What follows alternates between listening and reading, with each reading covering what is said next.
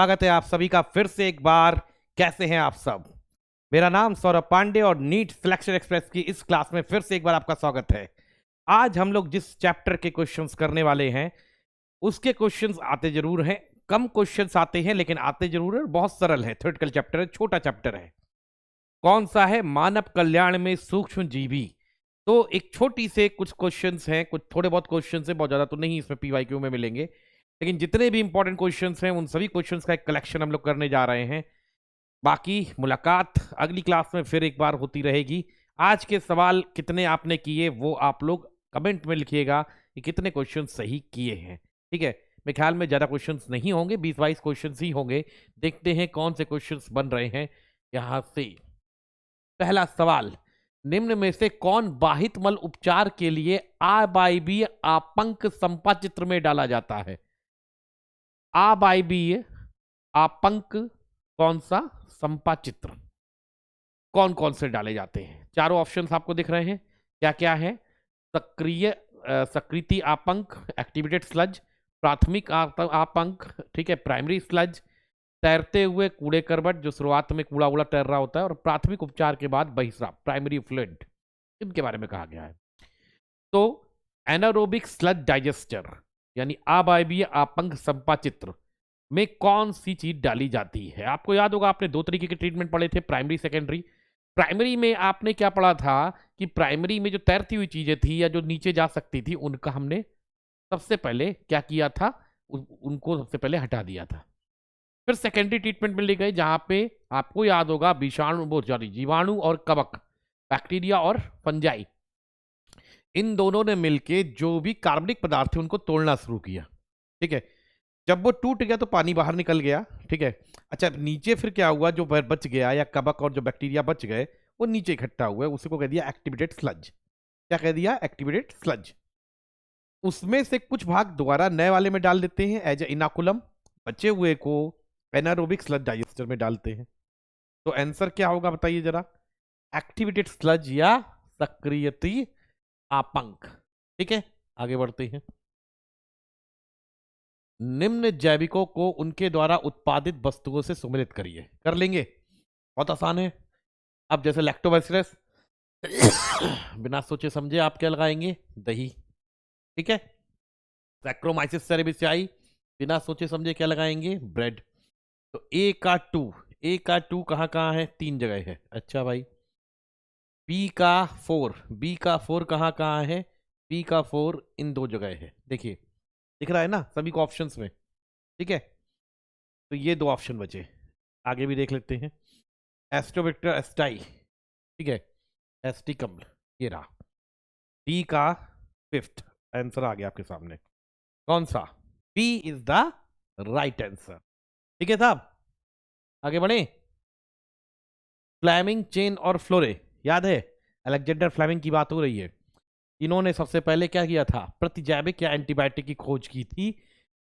कहां से? Penicillium notatum से। लेकिन सही उसके बारे में डिटेल किसने बताई थी आपको? फ्लेमिंग और चेन ने। तो आपको फ्लेमिंग कह रहे, चेन और फ्लोरे ने। तो पेनिसिलिन के बारे में इन्होंने सबसे पहले बताया था, आपको ऐसे ही याद है। ठीक है, आगे बढ़ते हैं। कौन सी गैसें अबाइबीय आपंक संपाचित्र में उत्पन्न होती हैं? जब भी हम आप कह रहे हैं एक्टिवेटेड स्लज डालते हैं तो उनमें से कौन सी गैसें निकलती हैं? अब आबाइबीय संपाचित्र है तो ये तो कंफर्म है कि उसमें एनारोबिक कंडीशंस में जो गैसें बनती वो बनेगी, जिसमें CH4 एक कॉमन है, मीथेन। तो मीथेन, हाइड्रोजन सल्फाइड, ऑक्सीजन। अब जब ऑक्सीजन है ही नहीं, जब अंदर ही आबाइबी कंडीशन है तो ऑक्सीजन तो हो नहीं सकता। हाइड्रोजन सल्फाइड और CO2 और मीथेन, हाइड्रोजन सल्फाइड और CO2। तो आंसर क्या होगा आप बताइए? क्या होगा? मीथेन, हाइड्रोजन सल्फाइड और CO2। ठीक है, आगे बढ़े। अगला सवाल देखते हैं भाई क्या है। निम्न में से किस विकल्प में BOD के संदर्भ में दिए गए उदाहरण को बढ़ते हुए क्रम में दर्शाया गया है? अच्छा, 3 तरीके का जल दे रखा और बढ़ते हुए क्रम में पूछा है कौन सा होता है। आश्रित जल, नल का पानी, पानी में बहाए गए सीवेज अपशिष्ट। क्या बात है, बढ़ते हुए क्रम में BOD के बताना है। ये शायद सवाल कर चुके हैं हम। ठीक है, शायद इस टाइप का कोई सवाल किया है क्लास में। तो बीओडी क्या होता है? कितनी अंदर गंदगी है, कितना अंदर कार्बनिक पदार्थ है, उसको तोड़ने के लिए जो ऑक्सीजन चाहिए वो बीओडी कहलाती है। अब मान लो ज्यादा गंदगी है, तभी तो अंदर आप कह रहे हैं ज्यादा ऑक्सीजन की जरूरत पड़ेगी। तो जो आसवित जल है, क्या उसमें ज्यादा पानी की जरूरत, ज्यादा ऑक्सीजन की जरूरत पड़ेगी? नहीं, वो तो साफ है। नल का पानी, उसमें उससे थोड़ी बहुत ज्यादा हो सकता है गंदगी हो, कार्बनिक पदार्थ हो, तो थोड़ा बहुत हो सकता है ऑक्सीजन की जरूरत पड़ जाए। लेकिन नदी में बहाए गए सीवेज अपशिष्ट में तो सबसे ज्यादा पड़ेगी। तो बढ़ता हुआ क्रम क्या है? 1, देन 2, देन 3। ठीक है, आगे बढ़ते हैं। लैक्टिक अम्ल जीवाणु LAB, ठीक है, उचित तापक्रम पर दूध को दही में बदल देता है, जिससे उसकी पोषक गुणवत्ता में कौन सा विटामिन बढ़ जाता है? बताओ, कौन सा विटामिन बढ़ता है जब हम दूध को दही में परिवर्तित करते हैं? ऑप्शंस आपके सामने हैं, A, B12, C या D। बताओ जरा फटाफट, कौन सा बढ़ेगा? बिना सोचे समझे आपका जवाब क्या होगा हमें पता है, आपको भी पता है, विटामिन B12। फिर एक बार जीवाणु और उसके व्यावसायिक महत्व को मिलाना है। क्या बात है, चलिए सब मिलाइए जरा, देखो जरा क्या है। लैक्टोबैसिलस क्या मिलेगा? लैक्टिक अम्ल। ठीक है, चलो मिला दो। टी का वन, टी का वन 3 जगह है, ये गलत हो गया। एस्टोबैक्टर एस्टाई, एस्टिक एसिड, ये इधर मिला दो। पी का थ्री, पी का थ्री, पी का थ्री यहाँ नहीं है, वो दोनों आंसर हैं यानी। ठीक है, तो दो नहीं मतलब एक ही आंसर है कोई। एस्परजिलस लाइगर और क्लॉस्ट्रीडियम ब्यूटिकम। अब क्लॉस्ट्रीडियम ब्यूटिकम क्या बनाता है? ब्यूट्रिक अम्ल। और एस्परजिलस लाइगर क्या बनाता है? सिट्रिक अम्ल। तो ए का क्या होगा? 4। आंसर क्या हुआ? सी। ठीक है साहब, लगा लिया टिक, आगे बढ़ते हैं।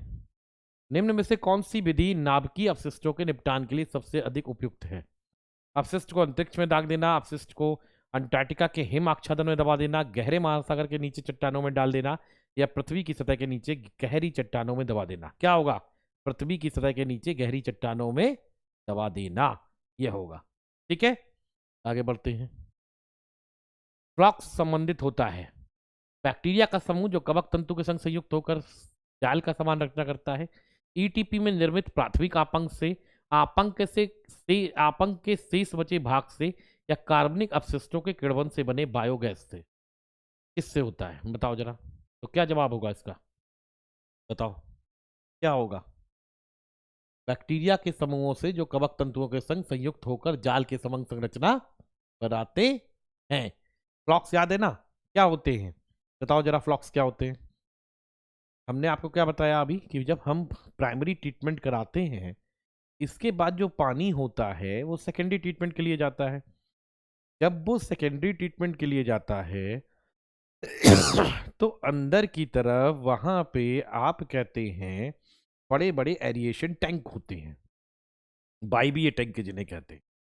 इनके अंदर हमारे अंदर पंखे लगे होते हैं, बताया था, पंखे लगे होते हैं जिससे मिक्सिंग करा देते हैं ऑक्सीजन की, और इसके अलावा कुछ कवक और बैक्टीरिया डाल देते हैं। अब वो कवक और बैक्टीरिया क्या करते हैं, अंदर जितने भी कार्बनिक पदार्थ हैं उनको तोड़ना शुरू करते हैं, उन्हें पोषण मिल जाता है। जब पोषण मिल जाता है तो इनकी संख्या बढ़ जाती है। जब इनकी संख्या बढ़ जाती है तो इसी को फ्लॉक कह देते हैं, बैक्टीरिया और कवक के समूह को फ्लॉक कह देते हैं। ठीक है, ये बात समझ में आ रही है आप सभी के? तो ये चीज हमने कहा, फ्लॉक किससे संबंधित होते हैं? तो बैक्टीरिया और कवक के समूह से आपस में होते हैं, जो कि कार्बनिक पदार्थ को तोड़ने का कार्य करते हैं। याद रखिएगा ये बात, आगे बढ़ते हैं। निम्नलिखित में से कौन सा बाहित मल उपचार में निलंबित हुए ठोसों को निकालता है? अब निलंबित हुए ठोस, अभी हमने क्या बताया था? प्राइमरी ट्रीटमेंट, प्राथमिक, द्वितीयक, तृतीयक। तृतीयक जनरली रसायनों के लिए होता है, वो करते नहीं, हमने बताया था आपको। प्राथमिक और द्वितीयक करते हैं। प्राथमिक में क्या होता है, पहले बहता हुआ सामान, क्या हुआ, फिल्ट्रेशन करा ली, फिल्टर लगा दिया, और फिर निस्यंदक, जो भारी सामान था वो नीचे बैठा दिया। तो बाहित मल के नाम में निलंबन कहाँ करा रहे हैं? तो निलंबन हम करा रहे हैं प्राइमरी ट्रीटमेंट में, निलंबन नीचे बैठ जाना भारी चीजों। ठीक है, जबकि द्वितीयक उपचार में हम क्या कराते हैं? द्वितीयक उपचार में हम जैविक यानी जीवाणुओं और कवक का इस्तेमाल करते हैं। याद रखिएगा ये बात, ठीक है, याद रखना ये सब बातें पढ़ा चुके हैं क्लास में आपको। मोनस्कस परप्यूरियस एक यीस्ट है, ठीक है, जिसका उत्पादन में व्यावसायिक स्तर पर उपयोग किया जाता है। अब मोनस्कस परप्यूरियस का इस्तेमाल कहाँ होता है? तो क्या इथेनॉल में? नहीं। थक्का जमाने में? स्ट्रेप्टोकाइनेज में? नहीं, ये तो स्ट्रेप्टोकोकस करता है। क्या सिट्रिक अम्ल में? नहीं। किसमें होता है? रक्त कोलेस्ट्रॉल को नीचे लाने वाले स्टैटिन में। इसमें स्टैटिन्स, स्टैटिन जो होते हैं उनका निर्माण कौन कर रहा है? मोनस्कस परप्यूरियस कर रहा है। कौन कर रहा है? मोनस्कस परप्यूरियस कर रहा है।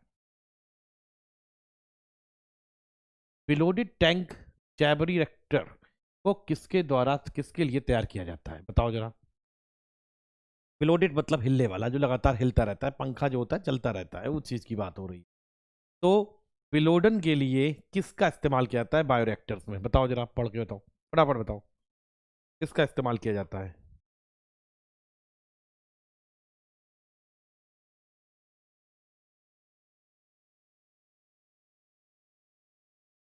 बताओ। संपूर्ण प्रक्रिया के दौरान ऑक्सीजन की उपलब्धता, उत्पाद में परिरक्षकों को जोड़ा जाना, उत्पाद का शोधन या संवर्धन पात्र के भीतर भीतर सॉरी अवायवीय दशाओं को सुनिश्चित करना। क्या हो सकता है इनका आंसर? बताओ। क्योंकि बिलोडन का मतलब क्या है? लगातार वहां एक डंडा लेके हिलाया जाए, जो पानी है जल है।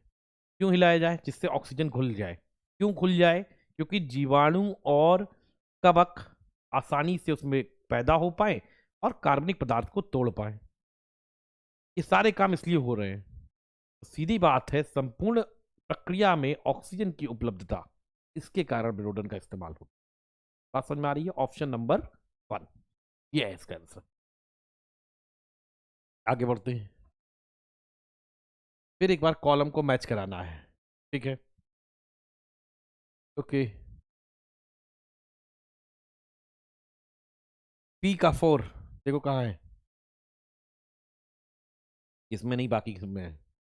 Saccharomyces सेरेबिसियाई, ethanol. टी का 1, टी का 1 इन दो में है। दिख रहा है ना सभी को?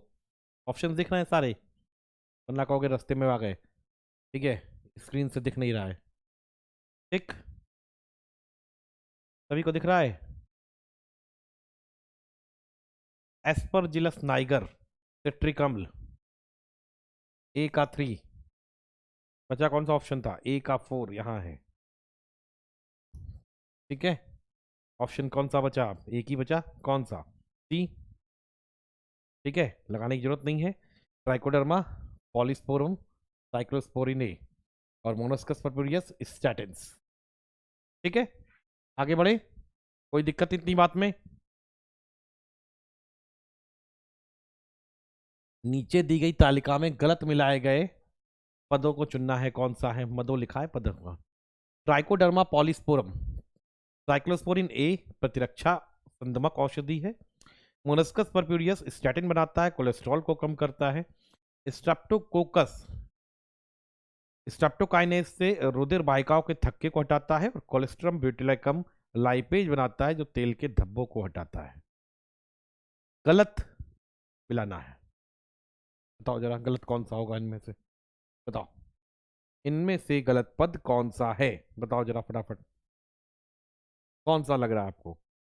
पहला वाला ट्राइकोडर्मा पॉलीस्पोरम साइक्लोस्पोरिन ए बनाता है, नहीं बनाता? बताओ जरा।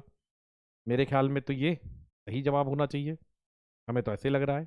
ठीक है, फिर दूसरा वाला मोनस्कस परपुरियस स्टैटिन रुधिर कोलेस्ट्रॉल को कम करता है, ये भी गलत बात है भाई, ये तो बिल्कुल सही, अभी हमने पढ़ा था। स्ट्रेप्टोकोकस स्ट्रेप्टोकाइनेज, ये भी सही है। क्लॉस्ट्रिडियम ब्यूटिकम लाइपेज नहीं बनाता। आंसर क्या होगा? डी। क्या होगा? डी।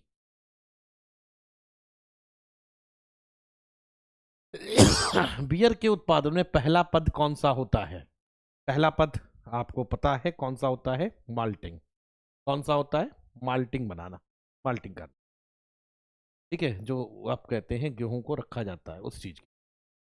चेन और फ्लोरी का क्या योगदान था? चेन और फ्लोरी बताओ, क्या था योगदान? बराबर बताओ, चेन और फ्लोरी का क्या योगदान था? ठीक है, अर्नेस्ट चेन और हार्वर्ड फ्लोरे का क्या योगदान था? बताओ जरा, कौन बताएगा पहले? हम्म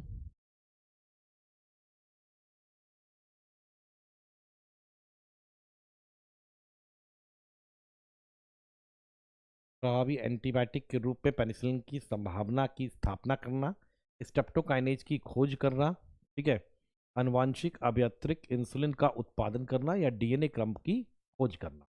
बताओ जरा क्या होगा, बोलो। अभी क्या बताया था? फ्लेमिंग ने खोज की थी और चेन और फ्लोरी ने उसके ऊपर काम किया। बताया था पहली बार कि ये प्रतिजैविक है वाकई। तो पेनिसिलिन की संभावना जो एंटीबायोटिक के रूप में थी वो चेन और फ्लोरे ने ही बताई थी। ईस्ट का उत्पादन ईस्ट का उपयोग किसके उत्पादन के लिए किया जाता है? बताओ जरा इनमें से। तो आप बता सकते हो बिना सोचे समझे किसका उत्पादन होता है? ब्रेड और पियर। किसका? ब्रेड और पियर का। सूक्ष्म जीवों को उनके महत्व की निम्नलिखित सूची का मिलान करें। अच्छा, बताओ जरा क्या होगा, देखो जरा, बताओ। एक चीज तो कंफर्म है, एक एक करके मिलाएं तो। जैसे प्रोपीडियोबैक्टीरियम शर्मेनाई, तो इस चीज, तो डी का 2, तो ये गलत हो गया, ये गलत हो गया, आपको एक ही बचा। ठीक है, और बताओ इसके अलावा क्या हो सकता है? ए का 3, ठीक है, ए का 3 दोनों का है। मोलस्कस परप्यूरियस और वो बचा है, ठीक है। तो अभी बताया था ट्राइकोडर्मा पॉलिस्पर्म मोलस्कस परप्यूरियस। मोलस्कस परप्यूरियस क्या बनाता है, क्या बताया था? स्टैटिन। तो बी का क्या होगा? 4। क्या आंसर हुआ? डी। ठीक है, आगे बढ़ते हैं। निम्नलिखित में से किसमें केंद्रक संलयन और अर्धसूत्री विभाजन के पश्चात बीजाणु बहिजात रूप से उत्पन्न होते हैं? न्यूरोस्पोरा, अल्टरनेरिया, सैक्रोमाइसिस या अगेरिकस, इनमें से किसमें होते हैं? बताओ जरा, बोलो फटाफट बोलो।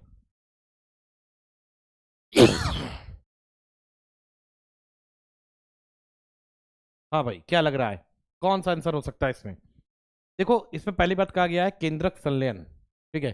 केंद्रक संलयन यानी केंद्रक का आपस में जुड़ना, फिर अर्धसूत्री विभाजन, ठीक है, मियोसिस, इसके बाद बीजाणु बाहर रूप से बनेंगे। तो ये गुण जनरली किसमें होता है? बेसिडिया में। और ये आपने पढ़ा है बेसिडियोमाइस्टीज के लिए। तो आपको याद करना है इन चारों में कौन सा बेसिडियोमाइस्टीज में होता है। क्या न्यूरोस्पोरा?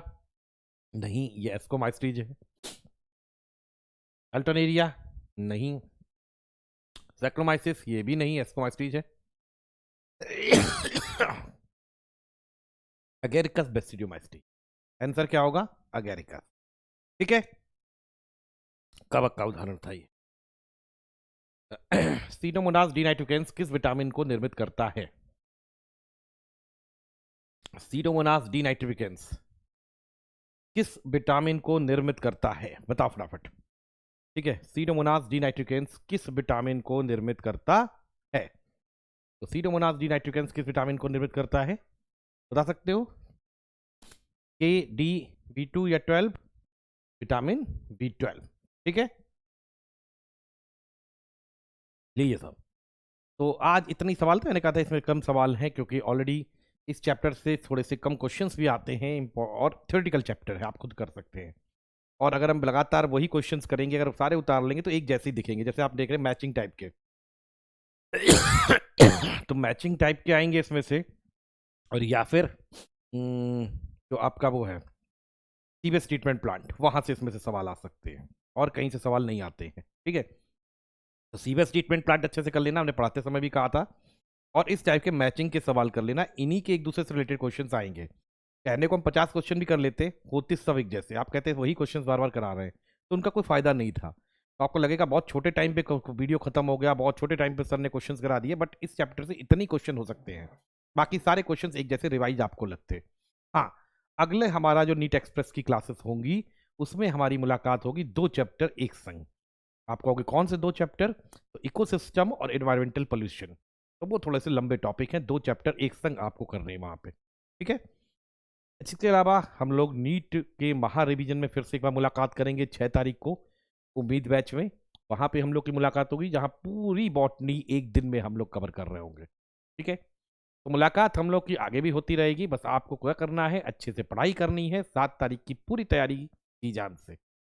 मिलते हैं आपको अब अगली क्लास में ट्यूसडे को, ठीक है? तब तक के लिए आज इतना ही, मुलाकात। और बताइएगा जरूर कितने क्वेश्चन सही किए, ओके?